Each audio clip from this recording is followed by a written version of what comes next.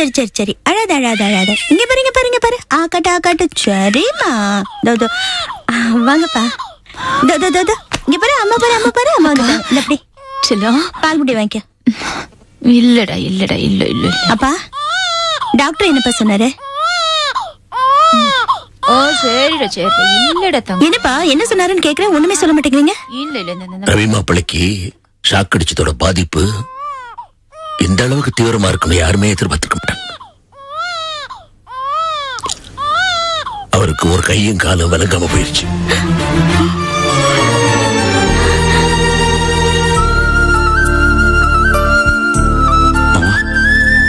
Doctor இது காலப்போக்கில் சரியா இருந்தான்னு சொல்றாங்க. சொல்றாரு. அவர் மன உறுதியோட போராடினார்னா திரும்பவும் பழைய நிலைமைக்கே வந்துடலாமா?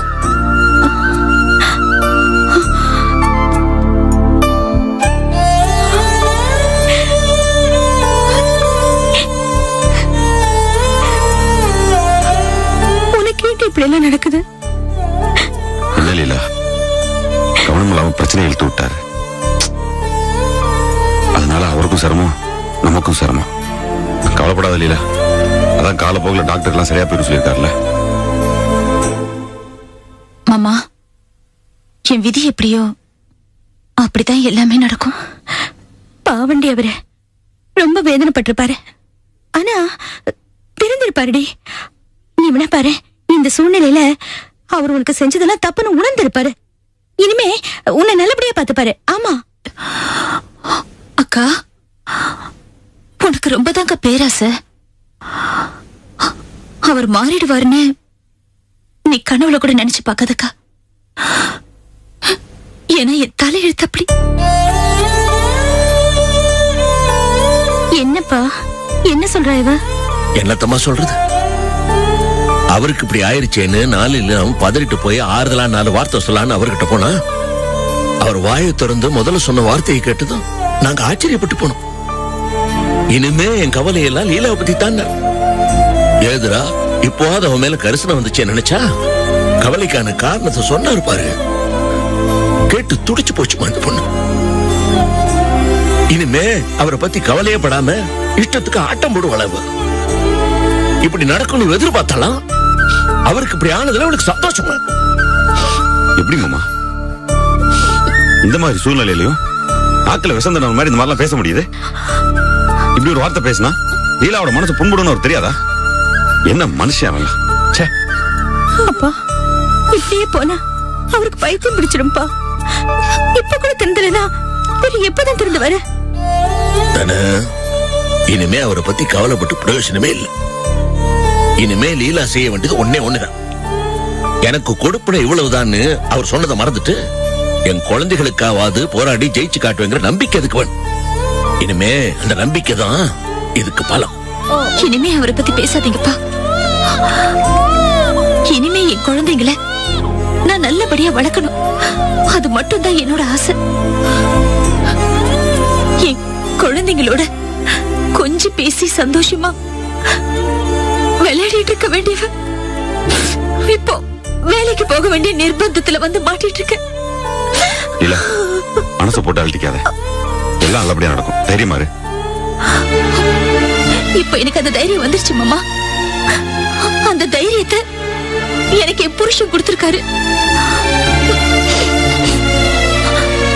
அவர் இனிமே எனக்கு ஒரு நல்ல புருஷன் இருக்க மாட்டாரு, ஆதரவா இருக்க மாட்டாருன்னு தெரிஞ்சதும் எனக்குள்ளே ஏற்பட்ட தைரியம் அது தீயா பரவி என் மனசு முழுக்க தெம்பு கொடுத்துட்டு இருக்கு மாமா. தெம்பு கொடுத்துட்டு இருக்கு. என் வாழ்க்கையில எதிர்நீச்சல் போடணுங்கிற ஒரு எண்ணம் என் குழந்தைங்களால தான் வந்தது மாமா. இதுங்களோட முகத்தை பார்த்தா எந்த சூழ்நிலையிலையும் ரொம்ப நொறுங்கிடாம வேரோட சாஞ்சிடாம எனக்கு பலமா இருக்குது. என்னோட எண்ணம் இல்ல இதுங்களை நல்லபடியா வளர்க்கணும். அது வரைக்கும் எனக்கு எந்த பாதிப்பும் வந்துடக்கூடாது. அது வரைக்கும் நான் உயிரோட இருக்கணும். லீலா, நீ இப்படி எல்லாம் பேசுற. உனக்கு எந்த குறையும் வராது. நீ நல்லா இருப்ப. லீலா, நீ பேசுறது சரியா தப்பா இதெல்லாம் என்னால சொல்ல முடியல.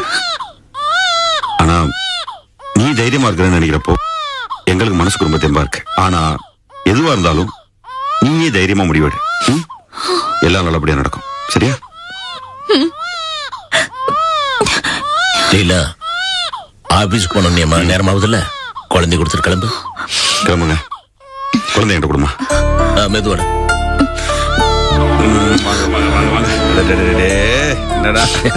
போயிட்டு வா. கிளம்பு. பாத்துக்கோங்க. வரேன்டா. அழாத.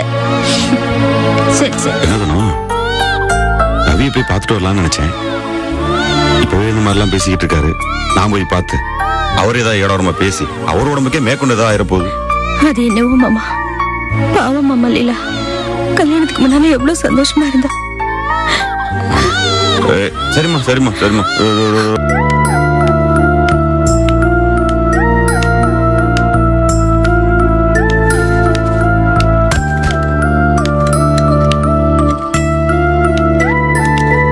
சார் சார் வாங்க உட்காருங்க.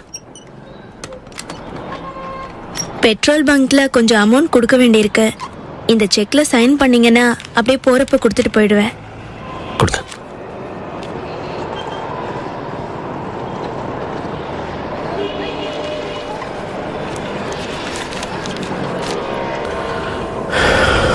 சார், ஏன் ரொம்ப டல்லா இருக்கீங்க?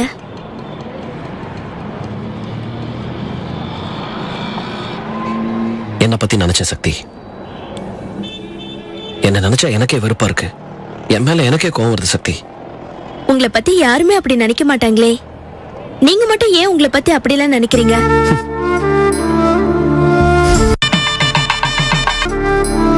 உங்க கூட பழகின இத்தனை நாள்ல உங்க மனசு, உங்க பிஹேவியர், உங்க குணம் இதெல்லாம் பத்தி நான் நல்லா புரிஞ்சுக்கிட்டேன். உங்களை மாதிரி ஒருத்தரை பாக்குறதே ரொம்ப அபூர்வம்.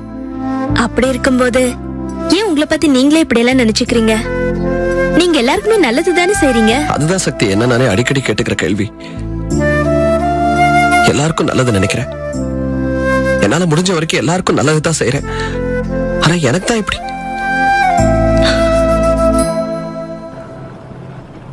நான் எப்பெல்லாம் யாருக்கெல்லாம் நல்லது நினைக்கிறேனோ அப்பெல்லாம் எனக்கு ஒரு நிம்மதி இல்லாத சூழ்நிலை தான் சக்தி உருவாகுது. நீங்க இப்படி எல்லாம் பேச மாட்டீங்களே, இப்ப மட்டும் ஏன் உங்களை பத்தி உங்களுக்கே ஒரு தாழ்வான எண்ணம் வரணும்? ஏதாவது பிரச்சனையா? என்கிட்ட சொல்லலாம்ல. உங்ககிட்ட சொல்றதுக்கு என்ன சக்தி? லீலாவுக்கு கொஞ்சம் புருஷன் சரியில்லை, நான் தான் உங்களுக்கு ஏற்கனவே சொல்லியிருக்கேன். சரி, லீலாவுக்கு தனியா சொந்த கால நிக்கிற அளவுக்கு தைரியம் வந்துச்சுன்னா அவளுக்கு அது எதிர்காலத்துல கொஞ்சம் பலமா இருக்குமே அப்படின்னு சொல்லிதான் அவளுக்கு ஒரு வேலையை வாங்கி கொடுத்தேன். லீலா வேலைக்கு போறது ரவிக்கு பிடிக்கல.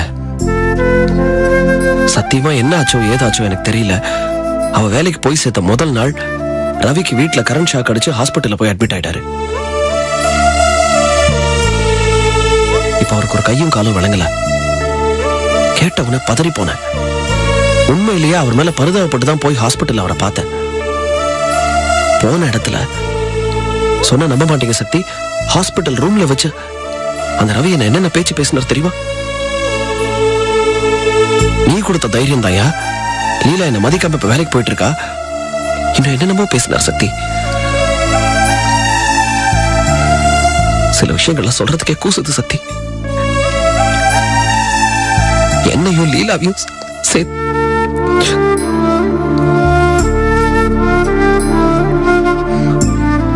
முகத்துக்கு நேரா அவ்வளவு வக்கரமா பேசுறார் சக்தி. அப்படியே அந்த இடத்துல அருவருப்பிலே செத்து போன மாதிரி இருந்துச்சு எனக்கு. என்கிட்ட இப்படி அவர் பேசுறது தான் முதல் தடவை. அப்பவே எனக்கு அப்படி இருக்குன்னா இந்த வேதனையை லீலா தினம் தினம் அவர்கிட்ட அனுபவிச்சுட்டு இருக்கா. அவளோட நிலைமை என்னன்னு யோசிச்சு பாருங்க. சரி, இந்த கஷ்டத்துல இருந்தா கொஞ்சம் அவளுக்கு ரிலீஃப் கிடைக்கட்டுமே தானே அவளுக்கு அந்த உதவியை பண்ண போன.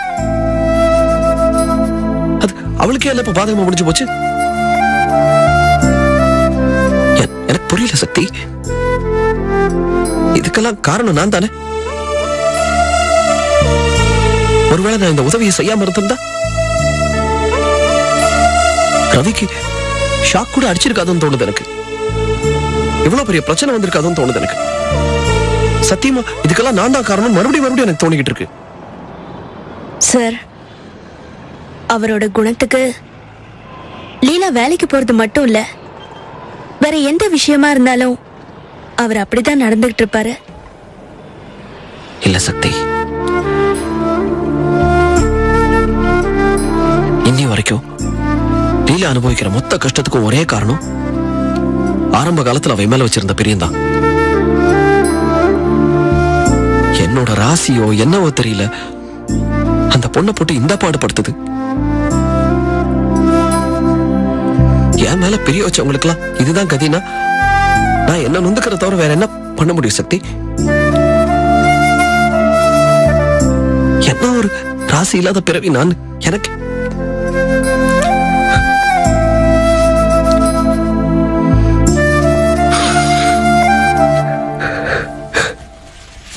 நான் கிளம்புறேன் சார்.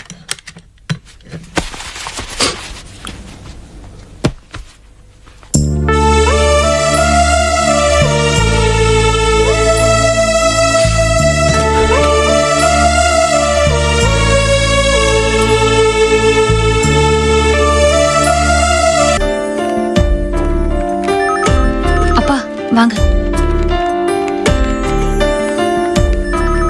அடேப்பா, இம்மட்டு பெரிய ஆபீஸா இருக்குது.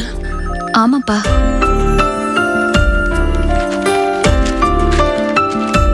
இதான்ப்பா என் சீட்டு. ஏமா, இங்க இருக்கிறவங்க எல்லாம் பவானி குட்டியோட நிறைய படிச்சிருப்பாங்க போல இருக்கு. இவங்களோட நீ வேலை செய்ய போற? ஆமாப்பா, ஆரம்பத்துல உங்களை விட நான் ரொம்ப மிரண்டு போயிட்டேன். ஆனா வேலையில ஜாயின் பண்ணதுக்கு அப்புறம் எல்லாமே சகஜமாயிடுச்சு. பரவாயில்லம்மா, முதல்ல அப்படித்தான் இருக்கு. அப்புறம் பழக பழக சரியா போயிரும். இங்க இருக்கிறவங்க எல்லாம் பார்த்தா நல்லவங்களா தான் தெரியுது. சௌரியம் தான் இருக்கு. அதெல்லாம் பாத்துக்கலாம். இந்த ஃபைல் எடுத்து வைங்க, நான் எடுத்துட்டு போனோம். சரி sir. Morning sir.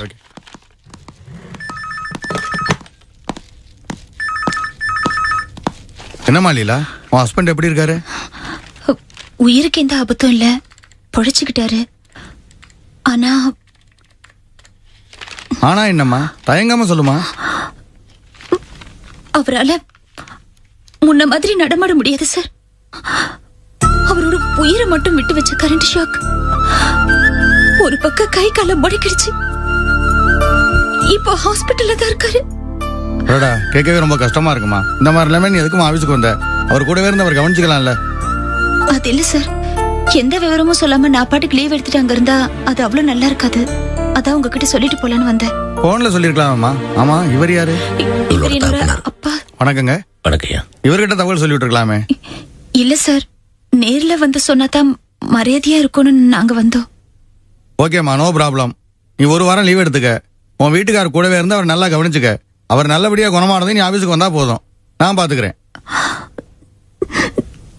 Thank you sir. பரவாயில்லம்மா, இந்த மாதிரி ஒரு சந்தர்ப்பத்துல இப்படி கூட ஒரு உதவி பண்ணலாம் எப்படிமா? பரவாயில்ல, நீங்க ரொம்ப நன்றியா. போலாம்.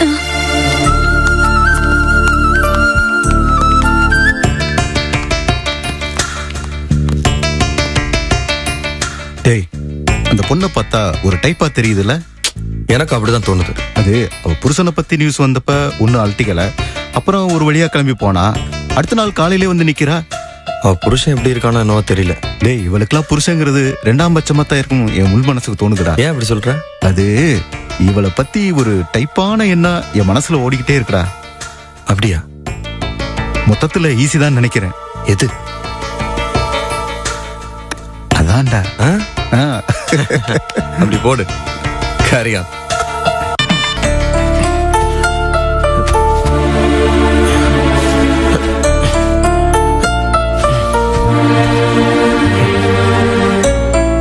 மனசை திடப்படுத்திங்க ரவி.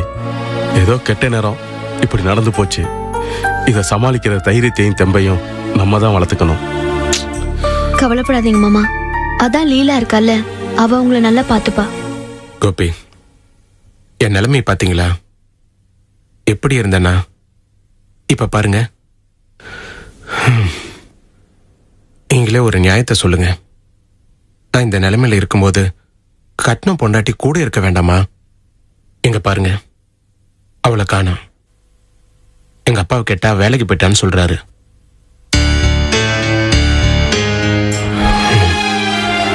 ஓடி ஆடி தெரிஞ்சவன் இப்ப இந்த நிலைமையில மனசு உடைஞ்சு போயிருக்கானேன்னு பக்கத்துல இருந்து ஒரு அக்கறையா ஆறுதல் சொல்லலாம்ல. வேலை வேலைன்னு போயிடுறா. அவ என்ன கலெக்டர் உத்தியோகமா பாக்குறா? நான் சொல்றது சரிதானே விஜய்? நீங்க எல்லாம் வந்து ஆறுதல் சொல்றதுனால எனக்கு பெருசா எதுவும் கிடைக்க போறது இல்ல. அவ இல்ல பக்கத்துல இருந்து ஆறுதலா இருக்கணும். டேய், ரொம்ப நல்லவன் மாதிரி அலட்டிக்காதரா. நீ பண்ண கொடுமை தாங்காம தானே அந்த பொண்ணு வேலைக்கு போகணும்னு முடிவு பண்ணிச்சு. அந்த பொண்ணை நான் தாமா வேலைக்கு போன அனுப்பிச்சேன். அப்படியாவது அவளுக்கு நிம்மதி கிடைக்கட்டுமேனு தான். நீங்க எல்லாம் இவனை பார்க்க வந்ததுல அர்த்தமே இல்ல. நீங்க எல்லாம் எப்படி பாசத்தோட வந்திருக்கீங்க. இவன் எப்படி வார்த்தையில விஷத்தை கொட்டுறான் பாத்தீங்களா? அறிவிடத்தனமா பேசாதியா. நீ எல்லாம் ஒரு அப்பனையா? அப்படி எதிரி பாக்குற மாதிரி பார்த்துட்டு இருக்க. ரவி என்னது அப்பா அப்பா இப்பெல்லாம் பேசுறீங்க? அப்பா வந்தாலும் அப்பா எது எடுத்தாலும் ஏட்டிக்கு போட்டியா பேசிட்டு இருக்க. என்னடா என்ன இப்ப ஏட்டிக்கு போட்டியா பேசல? நீ கொஞ்சம் அமைதியா இருங்கப்பா. ரவி அவர் என்ன வேணும் பேசிட்டு போறான்னு இருக்க வேண்டியதானே? உலகத்துல எதுவுமே எனக்கு சரியா வாய்க்கல. எல்லாம் என் தலையெழுத்து. எப்படி இருக்கீங்க ரவி? ஏதோ உயிரோடு இருக்கேன். ஏன் இப்படி விரக்தியா பேசுறீங்க? என்ன பண்ண முடியும்? சிரிச்சுக்கிட்டே இருக்க முடியும். என்ன ரவி இது? ஏன் இப்படி வேதனைப்படுறீங்க? உங்க நிலைமை எங்களுக்கு புரியுது. மனசை தேத்திக்குங்க. இல்ல ரவி, டாக்டர் வந்து கொஞ்சம் கொஞ்சமா குணமாகறதுக்கு வாய்ப்பு இருக்குன்னு சொல்லியிருக்காரு. இத பாருங்க மாணிக்கம், என் மனசுக்குள்ள நான் அப்படியே குமிறிட்டு இருக்கேன். உடம்புக்கு முடியாம இருக்கும்போது உடம்ப பத்தி கூட நான் கவலைப்படல. எல்லாம் உன் தம்பி செல்வத்தாலதான் என் மனசுல இருக்கிற நிம்மதி எல்லாம் போயிடுச்சு. ஏன் ரவி தேவையில்லாம அவனை இருக்கிறீங்கப்பா? நான் தேவையில்லாம ஒண்ணும் பேசல. அவன் தான் தேவையில்லாம வந்து என் குடும்பத்துல குழப்பத்தை உண்டு பண்றான். இத பாருங்க ரவி, உடம்புக்கு முடியாம இருக்கீங்கன்னு சும்மா இருக்கேன். செல்வத்தை பத்தி பேசாதீங்க. பேசுவியா? பேசுவேன். அந்த ராஸ்கலுக்கு ஏன் பொண்டாட்டி பண்ண இல்லையா அக்கறை? அவனுக்கு எதுக்கே வேலை வாங்கி தரணும்? அவன் எதுக்கே வீட்டுக்கு வரணும்? அயோக்கிய பையன். அடுத்த பொண்டாட்டிட்டு அவனுக்கு என்ன ஜோலி? வாய முடியும். எல்லாம் ஒரு மனுஷன் உன்னை பார்க்க வந்தா ஏன் கிட்ட ஏன் தம்பியை பத்திய குறை சொல்ற நீ? ஆமா, ஏன் சொல்லுவியா? இன்னைக்கு நான் இந்த நிலைமைக்கு காரணமே அவன் தான். வாய முடியா? அவனை பத்தி பேசுறதுக்கு என்ன தகுதி இருக்கு உனக்கு? அண்ணே கொஞ்சம் அமைதியா இருங்கண்ணே. ரவி என்னது இது? பைத்தியச்சல பேசுறேன். என் பொண்டாட்டியும் பறி கொடுத்து என் பொழப்பையும் பறி கொடுத்து பேசத்தானே செய்வேன். அதையோ எனக்கு சப்போர்ட் பண்ணி பேசிட்டு இருந்தா பேச நிறுத்தியா? ஒரு வார்த்தை பேச கைய காலம் எடுத்து வாயா வந்து எடியா. இனிமேல் இந்த கையும் காலம் இருந்தா என்ன இல்லன்னா என்ன? அப்படி என்னாச்சுங்க? ராஸ்கல் என் தம்பியை பத்தி கேவலமா பேசுறேன். உடம்புக்கு முடியாம இருக்கேன்னு பாக்குறேன். இல்ல நான் நடக்கிறத வேற. என்னங்க இதெல்லாம்? என்னவா நீ அந்த செல்வம் அடிச்சு கூத்த சொன்னா கோவம் பொத்துட்டு வருது. நீ ஏதாவது பேசுறேன் கொல்லியா? என்ன ரவி அமைதியா இருங்க ரவி. முதல்ல அவனை பேசாம இருக்க சொல்லுங்க. அந்த ஐயோக்கு பையனுக்கு சப்போர்ட் பண்ணி பேசிட்டு இருக்கேன். அவருக்காக உங்ககிட்ட மன்னிப்பு கேட்கிறேன். ப்ளீஸ் மாமா, இதோட விட்டுருங்க. ஏண்டா நன்றி கட்டவனே, உனக்கு ரத்தம் கொடுத்தவடா மாணிக்கம். அவரே அப்படி கேவலமா பேசுற? ஏன்னா ஒரு கத்தி எடுத்துட்டு வந்து வெட்டி ரத்தத்தை எடுத்துக்க சொல்லுங்க. பண்றதையும் பண்ணிட்டு ரத்தம் கொடுக்குறானா ரத்தம்? இல்ல இதான் கடைசி. வாய முட சொல்லு. இனிமே ஏதாவது பேசினா நான் மனுஷனாவே இருக்க மாட்டேன். பாசரோ என்னங்க இது? என்ன சத்தம்? ஹாஸ்பிட்டலா இல்ல சந்தை கிடையாது? பக்கத்து வார்டுல இருக்கிறவங்கள நிம்மதியா இருக்க வேண்டாம். முதல்ல இவனை இங்க இருந்து காலி பண்ணுங்க. அப்பதான் எல்லாருக்கும் நிம்மதி கிடைக்கும். நல்ல குடும்பம். நர்ஸ், முதல்ல இவரை டிஸ்சார்ஜ் பண்ணுங்க. Okay doctor. என்னம்மா இது?